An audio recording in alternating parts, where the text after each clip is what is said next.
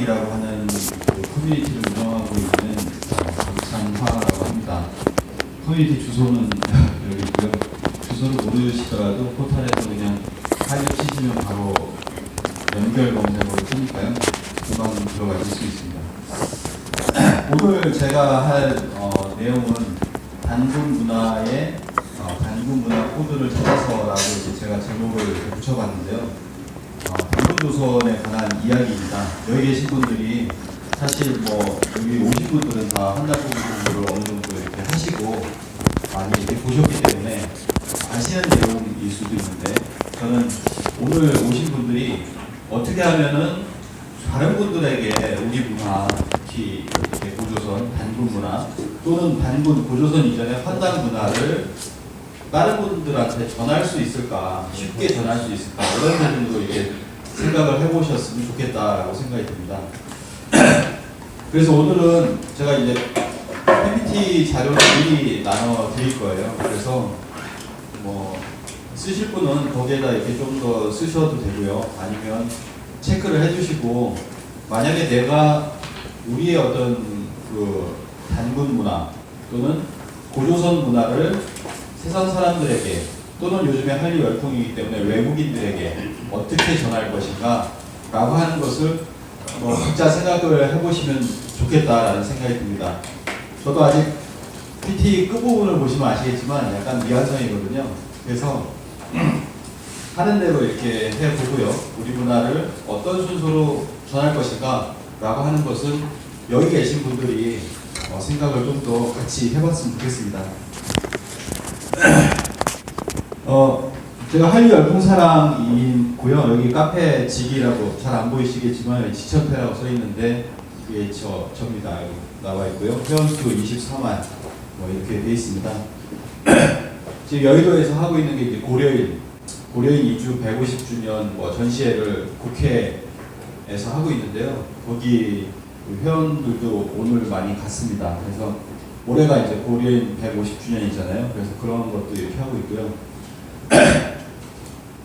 지난 11월 달에 저희가 이제 외국인들과 함께, 외국인 한 20여 명과 함께 이제 보성으로 우리 문화 체험을 갔다 왔습니다. 보성하고 이제 담양 쪽으로 갔다 왔는데요.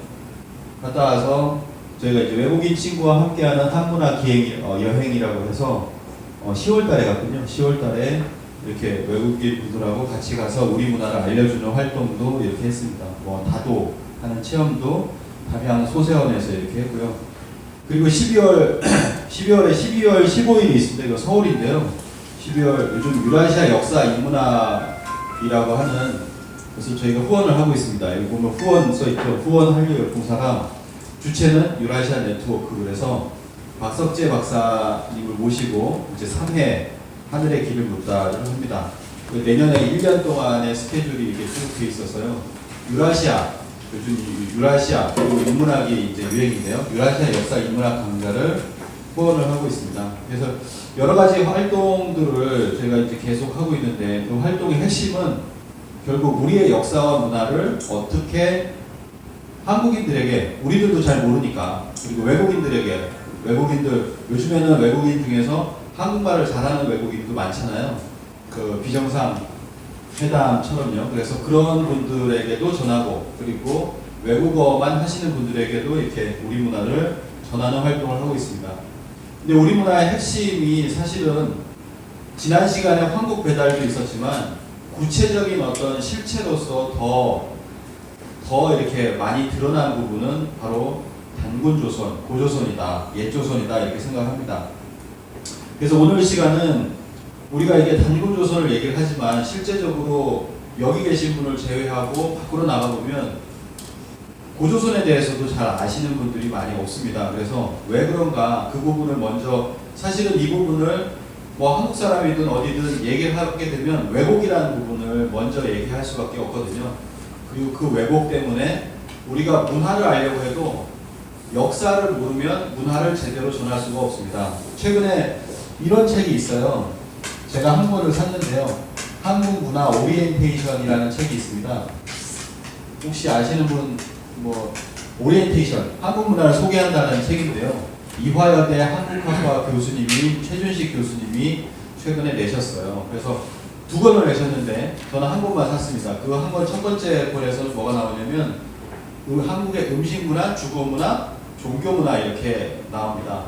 근데 이분의 음식문화를 보니까 그 중간 챕터가 이렇게 있더라고요. 몽골에서 유래한 음식. 그 다음 챕터를 보니까 일제시대 이후에 들어온 음식. 뭐 이런 식으로 한국 문화를 어떻게 보면 외래에서 들어온 것처럼만 이렇게 말씀을 하고 계시고, 몽골에서 음식이 들어오면서 한국 사람은 육식을 시작했다. 거기 그렇게 나오더라고요. 그래서 좀 어떻게 당황스럽고 뭐 그랬는데, 왜냐면 대표적으로 이분이 쓰신 책이 번역을 전제로 해서 쓰셨기 때문에 굉장히 쉬워요. 아, 이걸 번역을 하겠구나. 이걸 번역을 해서 한국의 음식 문화를 이 사람이 알리겠구나, 이 교수님이. 근데 정말 왜곡되어 있다라는 생각이 많이 들었습니다. 그래서 이게 왜 왜곡이 되어 있냐면 이분도 역사는 잘 모르시기 때문에 그렇게 된 게 아닌가라고 생각합니다. 역사를 알아야 그 음식이 그리고 생활 풍습이 어디서 유래했는가를 알 수가 있습니다. 그래서 그 부분을 오늘 한번 알아보도록 하겠습니다. 오늘은 한민족의 아까 말씀드린 최전성기 고조선인데요. 영상은 넘어가고요. 지난 시간에 오신 분들은 아시겠지만 한국 배달을 2주 전에 이렇게 강의가 있었고요. 그리고 오늘은 바로 옛 조선 시간입니다. 예. 첫 번째로 이제 보실 것은 고조선 제거 프로젝트. 사실은 이것은 일본이 일제시대 때 그리고 중국이 그동안 해왔던 것이 바로 이런 고조선 제거 프로젝트였습니다. 그리고 최근에 여기는 안 넣었지만 사마천 사기 공정이라고 있거든요. 사마천 사기 자체도 사기성이 짙은데 그 안에서 고조선이라고 하는 부분을 뒤로 빼버렸다 이런 얘기도 있습니다. 이번에 새로 이렇게 나온 그 사기가요. 그래서 조선이라고 있잖아요. 남남군 조선현이 있다라고 하는 것처럼 이런 조선이라고 하는 것을 국가가 아니라 현이나 마을로서 이렇게 얘기를 하는 것으로 이렇게 바꿨다라는 얘기가 있습니다. 그런 것처럼 지금 고조선을 없애려고 하고 있는데 우리 스스로도 이제 지금 고조선을 없애려고 하고 있다라고 하는 거죠. 실제로 이런 겁니다. 우리가 해방 이후에 국사 교과서를 보면 2007년이 되어서야 해방 후 62년이 지나서야 한 문장을 바꿨다. 이 한 문장이 뭐냐면 삼국유사 동국통감의 기록에 따르면 단군 왕검이 고조선을 건국하였다고 한다라고 하는 것을 건국하였다라고 해서 주체적 기술을 했다. 누가 했다더라라고 하는 것이 아니라 누가 했다라고 이렇게 한 문장을 바꿨습니다. 근데 이것도 2012년 이후에 8종의 교과서가 나오면서 다시 환원된 교과서도 2종류 이상이 됩니다. 다시 요거 하나도 자존심이 걸려있는 문제이기 때문에 강단사학에서는 건국하였다고 한다라고 바꾼 교과서도 있습니다. 2007년이죠. 그리고 광복 후에 64년이 되어서야 우리가 국립중앙박물관에 고조선실이 개설이 되었습니다. 국립중앙박물관이 하나가 있고요. 그리고 지방국립 박물관이 12개인가가 있습니다. 근데 여기에서도 사실은 고조선실이 없죠. 지금도 없는 데가 많습니다. 없는데 선사시대로 기록된 데가 굉장히 많습니다. 결국 우리는 식민지 유산을 안고 있는데요. 일제 식민사관의 핵심이라고 하는 것이 바로 고조선이 생기다 말았다라는 거거든요. 한사군이 있었고 한사군이 고조선을 멸망시켜야 되기 때문에 고조선의 존재를 사실은 인정했다. 이렇게밖에 볼 수가 없습니다. 그래서 한나라가 고조선을 BC 108년에 멸망을 시키고 거기에 낙랑군을 포함한 한사군을 설치를 했는데 한반도 북부에 설치했는데 그게 400년을 갔다. 그리고 그 밑에 한반도 남쪽에는 임나일본부를 일본이 세웠다라고 하는 것이 일제 식민사관의 핵심입니다. 그래서 조선 총독부는 식민지는 너희들의 운명이니 그대로 받아들여라 라고 하는 것을 취했던 것이죠. 그래서 지금 국립중앙박물관을 저는 올해 한 3번 정도 가봤는데요. 국립중앙박물관을 가시면 현재도 바로 처음에 들어갔을 때 그 연표에 보면 낙랑이 있습니다. 연표에 보면요. 여기 고조선이 쭉 있고 108년부터 해서 313년, 약 412년 동안 낭랑이라는 곳이 존속했다라고 얘기하는 곳이 국립중앙박물관입니다. 이미 중원에서는 나라가 교체되고 있었는데 나라가 교체되는 동안에도 식민지는 400년을 갔다라고 하는 그런 어처구니 없는 이야기를 여기에서 이제 보여주는 것입니다. 사실은 400년이기 때문에 여기까지 줄까지 이렇게 쭉 포함이 된 거죠. 자, 이렇게 해서 한사군의 핵심으로 낭랑을 꼭 이렇게 세우고 있습니다. 그럼 제가 이제 1968년에 검정 국사 교과서가 있는데요. 거기에 보면 밑에 이병도 저라고 되어 있습니다. 옛날에는 국정 교과서가 한 사람이 저수를 한 모양이죠. 그래서 이병도 저라고 되어 있는데 그거를 제가 이제 고서점에서 15,000원을 주고 샀습니다. 거기에 보니까 뭐라고 써 있냐면 낭랑은 실로 420년간이나 이 땅에 존속하였던 것이다. 여기서 느껴지는 어감이 있으실 거예요. 실로 420년간 존속을 했기 때문에 우리에게 큰 뭔가 이렇게 영향을 줬다라고 하는 것이죠. 그런 것이 그 뒷부분에 서술되어 있습니다. 그런 영향이 그대로 지금까지도 있다. 그러니까 국립중앙박물관 들어가면 400년 동안 존속을 했고 공간적으로 봤을 때는 어디냐면 이 낭랑을 포함한 한사군은 한반도 북부에 존재했다라고 하는 것을 이렇게 벽면에 그려놓고 있습니다. 이건 낭랑이고요. 밑에는 대방입니다. 같이 따라오죠. 그리고 그 국립중앙박물관에 보면은 문자의 어떤 역사, 금성문의 역사를 다룬 또 연표가 있습니다. 이 연표에 보면 뭐가 있냐면요. 점재현 신사비가 있습니다. 아시는 분은 다 아시겠지만 점재현 신사비는 낭랑군 점재현이잖아요. 그렇기 때문에 이 신사비를 그 대동강 유역에 갖다 세움으로 해서 여기가 낭랑군이다라고 하는 것을 제시하기 위해서 그 돌을 뜯어다가 그걸 배로 옮겨가지고 어린아이와 함께 사진을 찍었던 것이 낭랑군 낭랑 점재현 신사비입니다. 낭랑군 25개 현 중에서 이제 점재현이 있죠. 근데 그것은 바로 그 물질, 광물질이라든지 이런 것이 갈석산 아래에 있는 거가 동일하다라고 해서 이미 밝혀져서 이것은 옮긴 것이라고 하는 것이 이미 밝혀졌음에도 불구하고 국립중앙박물관에 그대로 있습니다. 그리고 또 뭐가 있냐면요. 우리나라의 그런 문자의 역사는 어떻게 되냐. 기원전 2세기에 중국의 한자 문화를 수용했다. 그래서 한국의 서해 문화가 시작됐다. 이렇게 적혀 있습니다. 이건 뭐냐면 위만조선을 얘기하는 겁니다. 한사군을 얘기하는 거죠. 기원전 2세기 무렵 이때 한 나라가 우리나라를 쳐들어와서 멸망을 시켰기 때문에 이때 한자 문화가 들어왔다라고 하는 것을 얘기하고요. 그래서 이게 문자의 역사를 이렇게 기술을 한 거예요. 그러면 우리나라는 그때까지 문자가 없었던 민족. 그래서 기원전 2세기 무렵에 시작됐다라고 하는 것을 국립중앙박물관에서도 이렇게 얘기를 하고 있습니다. 그게 지금의 어떤 현실이거든요. 영국박물관, 그러니까 이 영국박물관은 전 세계 유럽에 있는 사람들이 한국의 역사를 알기 위해서 영국을 자주 갑니다. 프랑스 사람도 가고, 그 다음에 영국 사람들도 영국의 K-POP 아카데미라고 해서 매년 하는데요. 매년 할 때 한국의 역사를 얘기할 때 영국 박물관에 67번째 전시관이 한국관입니다. 중국관, 일본관 있고요. 한국관이 있습니다. 근데 한국의 역사는 3킹덤으로 시작을 합니다. 삼국시대로부터 시작을 해요. 여기에 가 보시면요.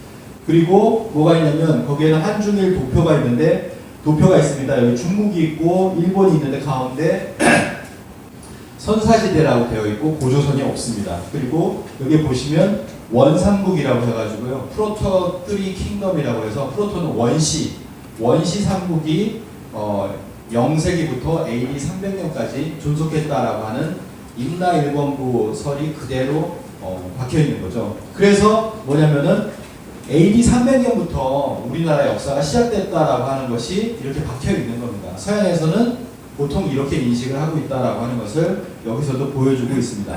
여기까지 이것도 고쳐주지 못했죠. 동북아 역사재단 요즘에 뭐 많이 이렇게 맡고 있는데요. 동북아 역사재단에서 사실은 뭐 한 해 받는 예산이 250억 이상 된다고 하잖아요. 그걸 가지고서 동북공정에 대항을 해야 되는데 이 사람들이 뭐 했냐면은 미 의회 조사국에서 그 한국의 그 고대사를 조사를 하는 일이 있었습니다. 그때 중국의 역사의 어떤 설명이 반영이 됐고, 그래서 우리가 항의를 하면서 역사 전문가를 파견을 해서 우리의 입장을 반영하겠다라고 해서 미국 그 의회 조사국의 그 설명서에 보면은 우리의 입장으로서 들어가 있는 내용입니다. 근데 여기에 보면 고조선의 영역을 우리 스스로가 이렇게 표현을 해놨습니다. 동북아 역사재단 홈페이지에 보면은 중학교 교과서라고 해서 이쪽에 이제 고조선의 영역을 표시해 놨는데, 이 미의회 조사국에서는 우리가 그 국사 교과서의 고조선 영역보다 더 작게 조선을 이렇게 표시를 해놨습니다. 고조선을요. 이렇게 동북아 역사재단은 이중 플레이를 하고 있다. 우리에게 보여지는 홈페이지에는 더 큰 영역으로서, 물론 저것도 틀렸지만 더 큰 영역으로서 얘기하고 있는데, 바로 미의회 조사국의 그 조사된 그 거기에 우리 측의 내용을 반영한 곳에서는 동북아 역사재단에서 더 축소한 그 고조선을 보여주고 있다라고 하는 겁니다. 그리고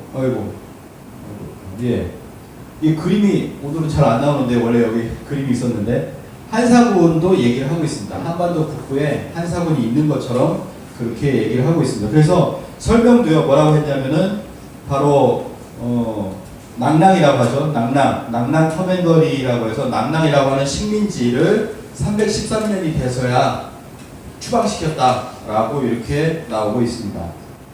뭐 이런 얘기들 뭐 우리 책에도 있는데요. 동북아 역사재단은 경기도 교육청의 자료에서도 단군 신화가 아니라 역사는 사실이라고 했는데 그게 아니다, 신화다라고 수정해라라고 요구를 했습니다. 그리고 최근에 하버드대 한국학 연구소에 10억을 주고 그쪽에다가 요청을 해서 하버드대 권위를 빌려서 한사군을 정리를 해서 책을 하나 냈습니다. 그래서 한 커맨더리, 옛날 그 초기 한국의 역사 속에서 한 나라 식민지라고 하는 책을 우리가 이렇게 냈습니다. 그 책 안에 보면 이렇게 한사군이 한반도 북부에 배치되어 있는 것을 볼 수가 있습니다. 이렇게 한사군을 한반도 북부에 못 받고 있는 것이 바로 우리 동북아 역사재단에서 그런 책을 만들어내고 그런 설명을 미 의회 조사국에 하고 그렇게 하고 있습니다. 결국에 어떻게 되냐면 중국의 동북공정의 목적은 동북 삼성을 지켜내는 것도 있지만 또 하나는 한반도 유사시에 한반도의 돌발 상황, 전쟁 상황, 그럴 시에 북한을 지배하는 데 있다. 그것이 목적인데 그런 근거가 있느냐라고 미국 의회에서 얘기를 했을 때 우리가 스스로 얘기한 거죠. 그런 근거는 있다라고 얘기를 한 겁니다. 옛날 한나라 때 어떻게 했습니까? 식민지였기 때문에 한 다이너스티라고 이렇게 검색을 하면 어디에서든지 이런 그 지도가 나오는 거죠. 한나라 때는 한반도의 북부가 완전히 먹혀있는 그런 지도가 나옵니다. 그래서 우리 스스로가 한사군이 한반도에 있다라고 하는 것이 스스로 중국의 동북공정을 도와주는 꼴이 됐다.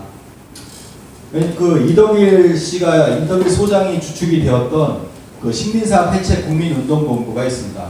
이런 것을 보고서 더 이상 참을 수 없다라고 해서 식민사학 해체 국민운동본부에서 봄철에 이렇게 성토대회, 어떻게 보면 학술대회를 이렇게 연 것이죠.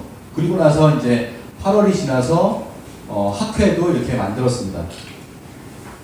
최근 몇 년간, 한 3, 4년간에 이게 나온 책들이거든요. 한국의 이 역사 왜곡과 식민사학에 관한 책들이 우후죽순으로 정말 많은 책들이 나오고 있습니다. 쭉 보시면은 벌써 여기에 적혀있는 책도 한 7권 정도 되는데요. 저는 한 6권 정도 가지고 있습니다.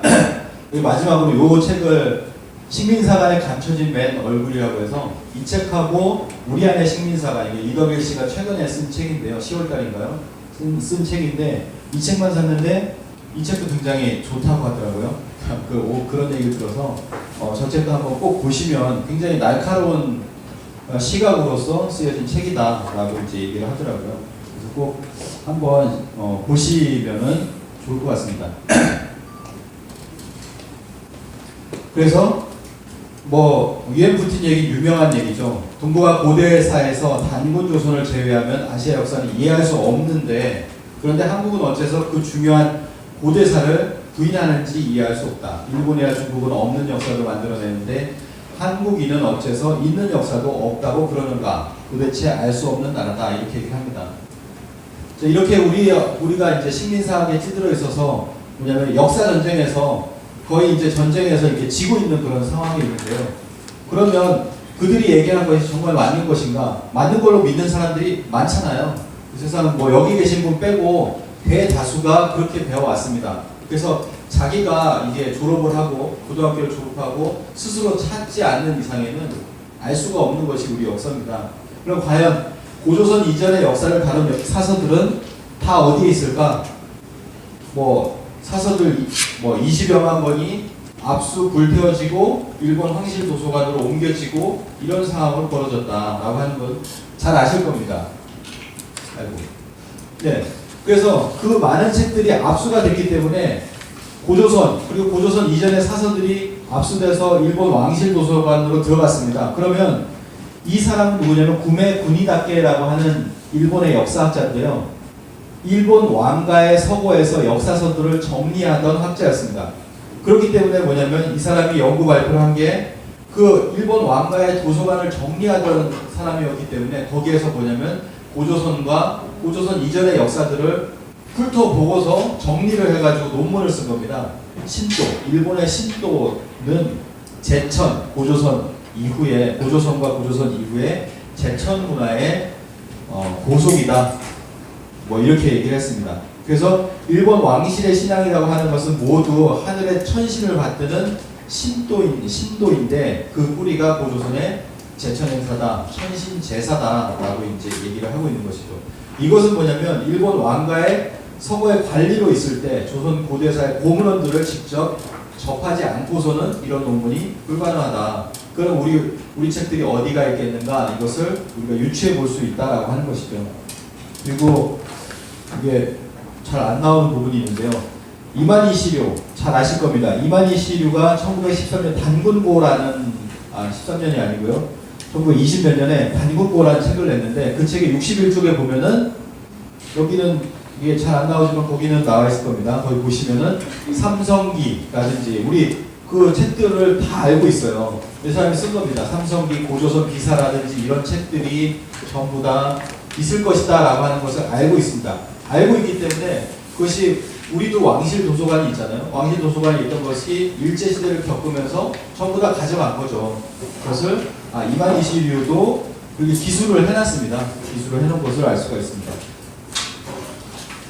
그렇게 해서 우리 역사서를 전부 다 뽑아서 조선사 편수에서 조선사를 만듭니다. 일본인이 만든 조선사인데요. 여기 보시면 상고사라고 합니다. 사실 상고사는 8%의 어떤 비중을 차지한다라고 하지만 이 상고사는 고려시대 이전을 상고사라고 했습니다.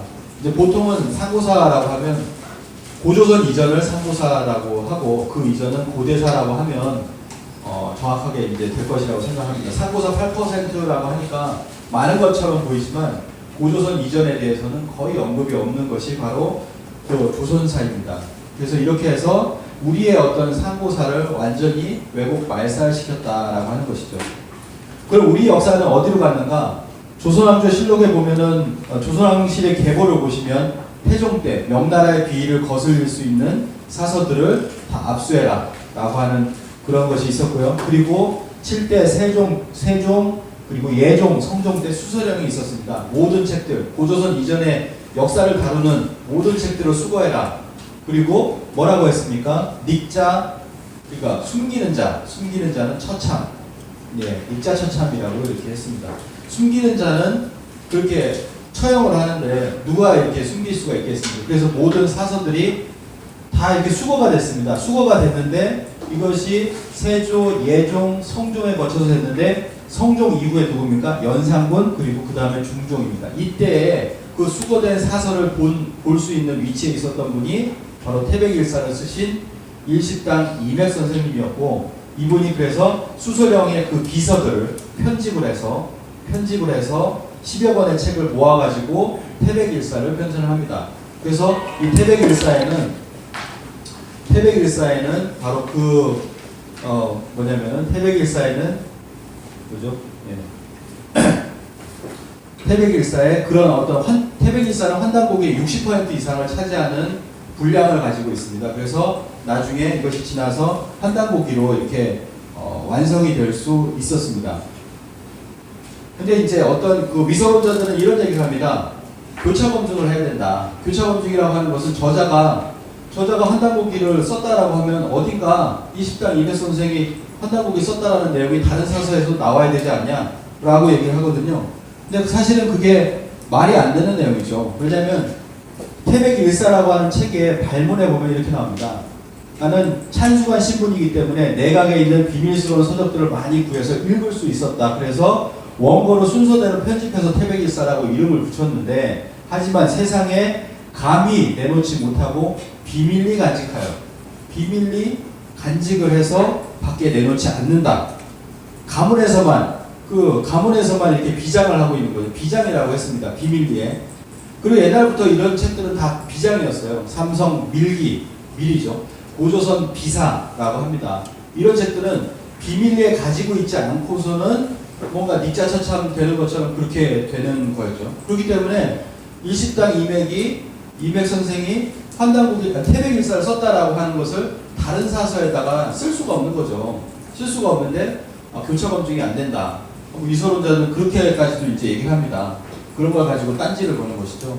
그래서 그런 책들이 이렇게 모여서 결국에는 환단고기로서 이렇게 드러나게 되었다라고 하는 것입니다. 그래서 단군 이전에, 고조선 이전에 그런 사서들은 어디로 갔는가? 결국에는 그것이 뭐 어디론가 다 가 있겠죠. 그 중에 이제 환단고기로서 남아서 지금 우리에게 전해져서 그것이 이제 완역본까지 나오게 된 것은 정말 천운이다라고 할 수가 있겠습니다. 그럼 예로부터 단군을 모셨다라고 하는데, 그럼 뭐 고려시대 이전에는 단군 뭐 신앙조차가 없었다라고 하는 것이 요즘에 강단사학의 이야기입니다. 그런데 이런 것이 계속 깨어지고 있죠. 깨트려지고 있습니다. 삼국유사에도 분명히 뭐라고 되어 있냐면, 삼국유사에는 우리 그 환단고기 북콘서트를 보신 분들은 아시겠지만 이렇게 강조를 하고 있습니다. 삼국유사에는 유단군 왕검이다. 단군 왕검이 있었다라고 얘기를 하고 있는데, 세상에서는 사학계에서는 없었다라고 얘기를 합니다. 있었다라고 얘기를 하는데요. 이게 오늘 그림 위에 안 나오죠. 예. 강화도 만이산입니다. 그래서 제가 이제 거기 보시면 되겠어요. 강화도 만이산인데요. 만이산의 그 동남쪽 옛길을 이제 쭉 따라가 보다 보면은 제궁터가 나옵니다. 이게 기록에도 있는데 제궁터가 나오는데, 하늘의 제사를 지낼 때 제기와 제물을 준비했던 곳으로, 거기에서 거기에 큰 바위가 있는데요. 거기에 한문으로 쓰여진 글귀가 발견됐습니다. 이 글귀가 보이시죠? 자료에서는 아마 보이실 거예요. 그래서 신자가 있고 제자가 있습니다. 제사를 지냈다라는 내용이죠. 그래서 네 줄이 이렇게 이루어졌고, 명확히 보이는 글자 중 네 자는 세계 신실이라고 되어 있습니다. 신을 위한 공간에서 해마다 제를 지낸다라고 하는 것이 풀이가 된다, 이렇게 얘기를 합니다. 강화도 만이산 동남쪽에 제궁터에서 나온 글귀입니다. 그리고 승정원 일기라고 있습니다. 전 세계에 유례가 없는 왕실에, 지금 우리는 임진왜란 이후에 한 200년 이상의 승정원 일기가 있습니다. 조선왕조 실록과 이렇게 보완을 해서 왕이 땀방울 하나 흘릴 것까지도 이제 적고 있는 것이 바로 승정원 일기인데요. 아직까지도 번역을 하고 있습니다. 그래서 아직까지 번역이 안 나온 내용이기 때문에 이번에 인하대 고조선 연구소에서 발굴을 해가지고 발표를 한 내용이죠. 승정원 일기 영조편 44년, 영조 44년 5월 22일자에 보면은 영조가 고려사를 공부를 하는데, 이 고려사에서 신하들에게 단군편을 읽게 했다. 그러니까 고려사는 단군편이 있었다라는 거예요. 근데 그것이 어느 순간인가 이렇게 그걸 누군가가 누락을 시켰든지, 일제시대든지 누락을 시켰든지, 아니면 편집을 했든지, 아니면 또 다른 판본이, 고려사의 판본이 있었든지, 이런 것으로 유추해 볼 수 있다라고 하는 것이죠. 그리고 5월 22일 편에는 뭐가 있냐면은 몽골의 침략으로 도읍을 옮긴 임금 원종이 참성단에 올라가 단군에게 제사를 지냈다는 내용도 나오고, 그리고 훗날에 건근이 황제를 대신해 참성단에 제사를 지낸 내용도 기록되어 있고, 그리고 또 뭐가 있냐면은 신라와 백제가 매해 2월과 8월에 단군에게 제사를 지냈다는 기록도 남아 있습니다. 이렇게 이런 것처럼 지금 하나하나 과거로부터 이렇게 단군께 제사를 지냈다라는 내용들이 나와 있거든요. 근데 고려 말에 뭐 민족을 부각시키기 위해서 단군 신앙을 이제 부각을 시켰다라고 하는 쪽으로 학계에서는 얘기를 하고 있습니다. 그렇지가 않죠. 여기 승정원 일기에도 보면 신라와 백제가 이미 2월 8월에 단군의 제사를 지냈다, 이런 내용들이 나오죠. 홍상문화에서 곰의 발과 곰의 형상 옷기, 그리고 곰의 턱뼈, 이런 것들이 나왔다라고 하는 것이 바로 우리 어떤 고조선, 그리고 고조선 이전의 문화를 알 수가 있습니다. 씨름도에 보시면 아시겠지만 여기 곰과 호랑이가 있죠. 씨름도에 그 신단수의 상징 그 나무 밑에 보면 호랑이와 곰이 있습니다. 그렇게 해서 우리의 어떤 단군의 이야기가 이렇게 그 고구려 시대에서 이미 얘기를 하고 있는 것이죠. 넘어가겠습니다. 그래서 그 단군을 우리 단군 왕검이다, 또는 신인 왕검이다, 또는 선인 왕검이라고 이렇게 표현을 하고 있습니다. 그래서 환달고기에 보시면 13세, 14세가 이제 자오지천왕이죠. 치유천왕입니다. 그 13세 사화라 환웅 초기에 웅족 여왕의 후예를 여라고 하였는데 처음으로 단호의 봉함을 받아 왕검이 되었다. 그리고 그 왕검이, 여러 왕검이 있었는데 그 뒤에 460년이 지나서 신인 왕검이 출현했다라고 해서 초대 단군 왕검을 신인 왕검이라고 이렇게 하고 있습니다. 예, 그래서 넘어가겠습니다. 쭉 넘어가고요. 삼국사기에는 딱 두 구절이 나옵니다. 삼국사기는 삼국의 이야기를 이렇게 다루고 있기 때문에 고조선에 대해서 얘기하고 있지 않은데 딱 두 군데 나오죠. 삼국사기 권 17편에 보면 선인 왕검이라고 나옵니다. 평양성은 본래 선인 왕검의 택이다, 또는 왕의 도읍을 왕험이라고 한다라고 해서 선인 왕검이라고 삼국사기에 나오고요. 그리고 삼국사기 신라본기에 보면 조선 유민이라는 말이 나옵니다. 신라는 이보다 먼저 조선의 유민이 이곳에 와서 산골짜기에 흩어져 살면서 6촌락을 이루고 있었다.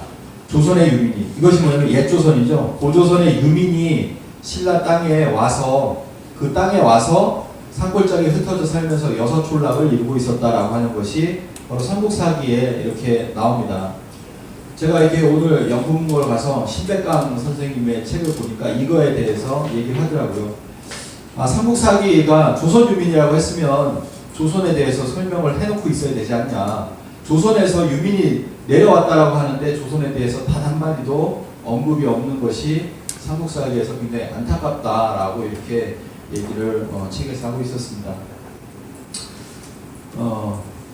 고조선의 영역에 관해서 먼저 보도록 하겠습니다. 영역을 하면서 저희가 이제 고조선의 어떤 유물과 유적과 그리고 이제 그 뒤에 문화와 풍습을 한번 같이 알아보도록 하겠습니다. 고조선의 그 분포 지역인데요. 이게 교과서에서 이렇게 얘기를 합니다. 이제 연두색으로 보면 이제 동이족이라고 해서 따로 이렇게 기술을 해놓고, 보통 교과서에 보면 이제 한강교과에서 반으로 딱 잘라 놓습니다. 그리고 밑에는 뭐라고 합니까? 밑에는 뭐라고 하죠? 밑에 있는 나라를 뭐라고 하죠? 교과서에서요? 국사교과서에서 진국이라고 합니다. 진국. 여기를 진국이라고 하거든요. 이병도 선생이 이 아래쪽에 진이 있었다라는 식으로 이제 기술을 1930년대 한국사 대간이라는 책에서 그렇게 해놨기 때문에 그 이후에 모든 사람들이 여기를 진이라는 나라가 있다라고 반을 딱 잘라놨습니다. 모든 비파양 동검이 골고루 이렇게 분포하고 있는데도 불구하고 왜 반을 딱 잘라놨을까라고 하는 것이 의문이 되죠. 비파양 동검의 분포 지역은 이렇게 되는데 여기도 보면 이제 교과서 기술 그대로 된 것은 전부 다 반을 이렇게 딱 잘라놓습니다. 그래서 비파양 동검과 고인돌의 분포 지역이 거의 같다. 그리고 고인돌의 분포 지역에서 비파양 동검이 나왔다라고 이제 얘기를 합니다. 이 비파양 동검 중에서 가장 큰 게 어디서 나왔냐면 2010년 여수에서 나왔습니다. 여수는 어디죠? 저 아래쪽이잖아요. 저 아래쪽인데 아래쪽에서 이렇게 비파양 동검이 강력한 가장 큰 고조선의 비파양 동검이 나왔는데, 그러면 제가 예전에 이제 진해여고라고 해서 그 진해여고에 간 적이 있었거든요. 그래서 거기서 강의를 했는데 비파양 동검이 나왔는데 진해여고 여기는 과거에 뭐냐면 고조선이 아니었다. 고조선 여기 다 잘라놨고 여기는 진국이라고 했으니까 여러분은 진국의 자손입니까? 라고 이제 얘기를 했습니다. 진국이라고 했는데요. 왜 그렇게 바꿔놨을까? 알 수가 없고요. 자, 비파형 동검이고 이것은 중국식 동검이나 북방식 동검과 다른 이 지역에만 유일한 동검이 되겠습니다. 그래서 이 비파형 동검은 과연 어디서 왔는가라고 하면은 우리가 우화량 제16지점 4호묘에서 이 비파형 옥검이 출토가 됐거든요. 그래서 누가 얘기하면 이 비파형 옥검을 얘기하면 누구든 꼼짝 못할 것이라고 생각합니다. 이 비파형 옥검은 5,500년 전 신시 배달 시대에 옥으로 만든 것인데 이것이 이후에 비파형 동검의 어떤 뿌리 유래가 아니겠는가라고 이제 얘기를 하고 있습니다. 이 옥검의 발견으로 인해서 고조선의 대표 유물인 비파형 동검의 기원을 새롭게 밝힐 수가 있었다라고 얘기를 합니다. 근데 이것을 중국에서 비파라고 얘기를 했잖아요. 우리가 비파라고 얘기를 했는데 이것을 우리의 어떤 그 환단 시절의 광명사상으로 얘기를 한다면 이거는 불꽃형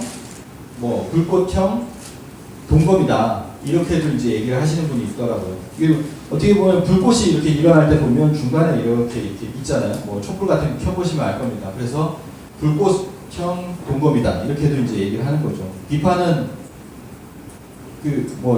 중국의 어떤 그런 게 나잖아요. 색깔이. 그리고 성감묘 분포 지역을 봐도 바로 똑같다. 우리 여기가 같은 영역이었다.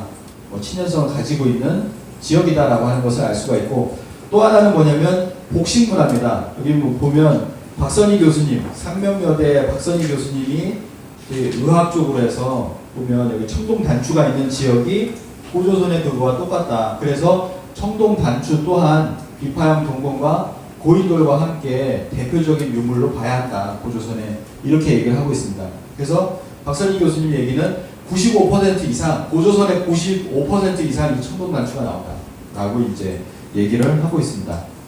자, 그러면 우리의 영역은 비파형 동검, 고인돌, 그리고 청동 단추로 보더라도 바로 우리가 살았던 고조선의 영역은 그렇게 분명한데 그 넓은 지역을 고조선은 어떻게 다스렸을까?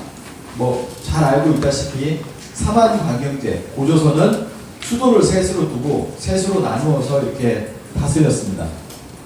그래서 진안이죠. 진안이 대단군이 다스렸고 그리고 번안은 중국과 인접 접경지역으로서 이거 번안도 부단군이 그리고 마한도 부단군이 다스리는 이런 삼한관경제를 행하게 되었습니다. 근데 이 삼한관경제를 부정하죠. 학계에서는 부정을 하면서 무엇을 얘기하냐면 이 지역을 이렇게 얘기를 합니다. 중심지 이동설이라는 걸 하거든요. 이것은 김상태 씨의 그 책에도 보면 나오지만은 왜 중심지 이동설을 쓰게 되었느냐. 처음에는 대동강 유역에 이렇게 소국으로서 고조선이 있었다라고 얘기를 했는데 요소지방에서 자꾸 고조선의 유물들이 발굴이 되니까 어쩔 수 없이 80년대에 이론을 만들었다는 거죠. 중심지 이동설이다. 노태돈인가 그런 사람이 만드니까 이것을 학계에서 전부 다 따라가게 됐습니다. 그리고 요렇게만 있다. 아까 미 의회 조사국에 밝혀진 것처럼 이렇게 한 거죠. 여긴 아니다라는 거예요. 이렇게 여기 있다가 결국 망할 때는 여기서 망했다라고 하는 것을 망할 때는 여기서 이제 망해야 뭐냐면 여기에 한사군을 설치할 거잖아요. 그러니까 마지막에는 결국에 가서 처음에는 여기 있었지만 나중에 가서 여기서 망했다라고 해서 중심지가 처음에는 여기였다가 여기로 이동했다. 중심지 이동설을 만들게 됩니다. 그러면서 노태돈 서울대 노태돈 교수가 자기 어떤 이론의 위험을 느끼고 제자를 키우게 되죠. 그게 송어정이라는 제자를 키우게 됩니다. 그래서 당연히 송어정은 부여를 전공하려고 했었는데 고조선을 가지고 논문을 써라. 내가 박사 만들어 줄 테니 이런 거죠. 그래서 자기가 이제 송어정은 자기가 고조선 박사 1호다라고 얘기를 합니다. 그런데 그것 자체가 뭐냐면은 50년 동안 고조선을 연구하지 않은 학계의 업무 테마를 얘기하고 있다. 이렇게 얘기를 하고 있습니다. 그동안에 고조선에 관해서 연구하는 자가 한 명도 없었고 연구를 깊이 했었는데 이렇게 자기네 연구라고 하는 것이 윤내영 교수라든지 다른 사람들이 이걸 발굴을 하다 보니까 결국에는 자기의 어떤 업적에 위험을 느끼니까 고조선 박사를 인위적으로 만들어버린 거죠. 그러면서 그 학계를 계속해서 그 카르텔로 지켜내고 있는 것입니다. 그래서 그 책에 보면 이런 얘기가 있습니다. 단재 신치호 선생을 우리는 많은 사람들이 알고 있죠. 많은 사람들이 알고 있는 명언이 있죠. 그 명언이 최근에 항상 얘기하는 거예요. 역사를 잃어버리면 미래가 없다. 역사를 잃어버리면 미래가 없다. 단재 신채호 선생이 이렇게 말씀하셨습니다. 우리가 그렇게 얘기를 하고 뭐 월드컵 응원 때도 그렇게 붙습니다. 근데 이게 뭐냐면 학계의 음모다라고 하는 거죠. 학계에서는 단재 신채호 선생을 명언가로 만들어버렸다. 독립투쟁가로 만들어버렸지 학계에서 단재 신채호 선생의 역사학에 대해서 논하는 자가 없다라고 하는 것입니다. 그래서 당신은 명언이나 하셔. 명언이나 하셔. 독립운동에 하시고 그리고 뭐 세수를 할 때 꼿꼿이 해가지고 불이 다 젖었다. 그런 일화만을 가지고 강조를 합니다. 역사학에 대해서는 완전히 부정을 하죠. 완전히 부정을 합니다. 그래서 단재 신채호 선생을 그렇게 깍듯이 모시는 것처럼 보이지만 실제로는 그 역사에서 가장 핵심적으로 조사를 했던 전후사망고에 대해서 부정을 합니다. 이게 바로 사망간경이 있잖아요. 그래서 대륙에서 먼저 전사만, 북사만이 있었고 그리고 한반도에 후사만이 되었다라는 것을 이렇게 전후사망고를 통해서 밝혔고 또 안 나오네요. 이게 그 청주인가요? 거기 가보시면 단재 박물관이 있습니다. 거기 가보면 그렇게 그림이 나와 있어요. 북사만, 남사만. 그 자료 이게 그래서 자료를 미리 나눠주는 게 아닌가 싶습니다. 이게 안 나와서요.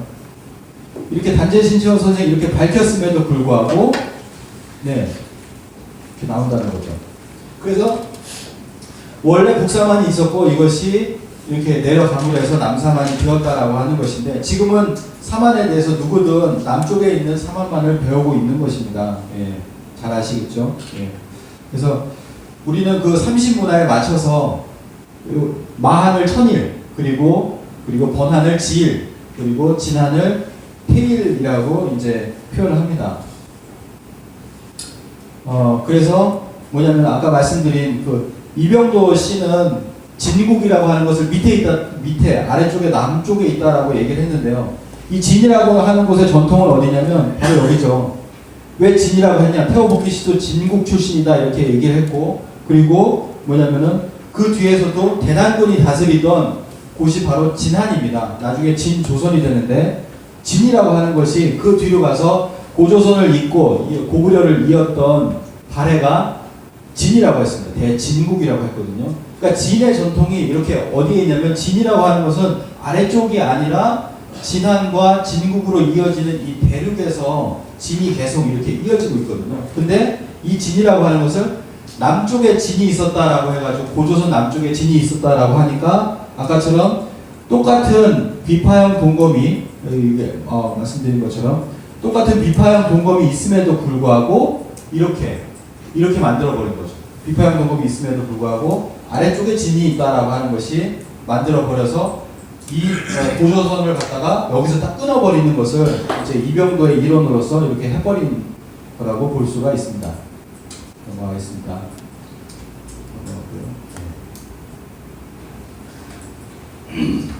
그래서 대한이 우리가 대한민국 대한제국이라고 하는데 그것이 사만에서 나온 것을 이제 사람 역사에서는 이렇게 모르는 거죠.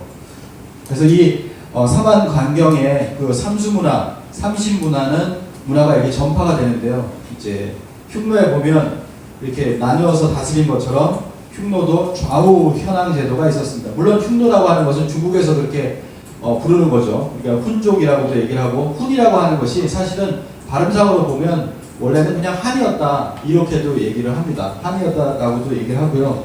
그 다음에 뭐 이게 흉노에서는 뭐냐면 이걸 선우라고 하잖아요. 이렇게 선우라고 합니다. 선우라고 이렇게 읽는데요. 이게 읽는 것이 잘못되지 않았는가 이렇게도 이제 얘기를 합니다. 이게 선이라고도 읽는데 뭐냐면 단으로 읽거든요. 이게 단. 원래는 단이고 그 다음에 이게 뭐냐면은 우가 아니고 이게 우가 아니고 원래는 간이다 이렇게도 이제 얘기를 하시는 분이 있어요. 원래는 그냥 단군이었다. 선우가 아니고 그냥 단군이라고 했다. 흉노 선우라고 얘기를 하는데 이게 선이고 이게 또 음이 두 개가 있잖아요. 선도 있고 단도 있습니다. 그러면 이게 간이라고 하면은 단간, 뭐 단칸, 뭐 단군, 뭐 이렇게 될 수가 있는 거죠. 원래 그랬다는 설도 있습니다. 예. 넘어가겠습니다. 아까 했는데 여기저기서 가져오다 보니까 이게 애니메이션이 많이 되네요. 예. 그리고 고조선의 아사달, 수도가 아사달이라고 하는데 보통 카자흐스탄에 보면은 아스타나라고 이제 수도가 있습니다. 원래는 수도가 한 7년 전에는 알마티라고 하는 곳이었는데요. 거기 이제 고려인이 한 10만 명 삽니다. 근데 그 수도를 아스타나로 이제 이전을 했습니다. 그래서 아사달과 같다라고 또 이렇게 얘기를 합니다. 인도에도 아사다르라고 하는 곳이 있고요. 예, 뭐 이렇게 우리가 뭐 아시아라고 하는 것도 여기서 유래되지 않았을까까지도 이제 얘기를 하고 있습니다. 여기는 뭐가 있었는데 없어졌죠? 예, 카자흐스탄에 보면 카자흐스탄도 과거에 셋으로 나눠서 다스렸다라고 하는 부분이죠. 셋으로 나눠서 다스렸습니다. 뭐 무슨 주스 이렇게 얘기를 하죠. 그래서 아스타나, 아사달하고 그 다음에 셋으로 나눠서 다스렸다라고 하는 것을 얘기를 하고 있습니다. 이 삼수 문화가를 가져간 것 중에 하나가 일본이 이제 가져갔죠. 그래서 삼조고가 나왔고요. 그리고 보시면 36세 매륵 당군 때 협야후 배반명이라고 하는 협야후 배반명을 보내서 매륵 당군이 해상의 적을 토벌하게 하셨다라고 했는데 이 넘어가서 일대 천황, 신무천황이 되었다라고 이제 얘기를 합니다. 우리나라에서 이렇게 넘어오면요 거기에는 신을 붙이거나 천을 붙입니다. 신을 붙이거나 이렇게 천을 붙이기 때문에 처음에 신무천황이라고 이렇게 했고 여기 보시면 뭐 까마귀라고 하는데 이제 삼조고가 이때 이제 그 문화가 넘어가게 되는 것이죠. 제도상에서도 보면 사망강경도 있었지만 실제 통치 제도에서는 그 고조선 이전의 305사 제도를 그대로 이제 쓰게 됩니다. 그래서 그 초기 단군 왕건 때 보면 뭐 그때 문화가 그대로 남아 있는 거죠. 한국 신시에서 한흥천황 때 300과 5사, 풍백, 우사, 운사가 있었고 그리고 5사 제도도 그대로 단군 조선 때도 그대로 이어지게 됩니다. 넘어가겠습니다. 그리고 고조선은 얼마나 지속되었는가? 쭉 넘어가면요. 자, 고조선의 변천 과정을 보면 고조선은 제3왕조가 있습니다. 제1왕조는 송화강 아사달 시절, 그리고 제2왕조는 21세 세쿨루 단군 때부터 백악산 아사달 시절, 그리고 제3왕조는 44세 구물 단군 때부터 47대 고열가 단군까지입니다.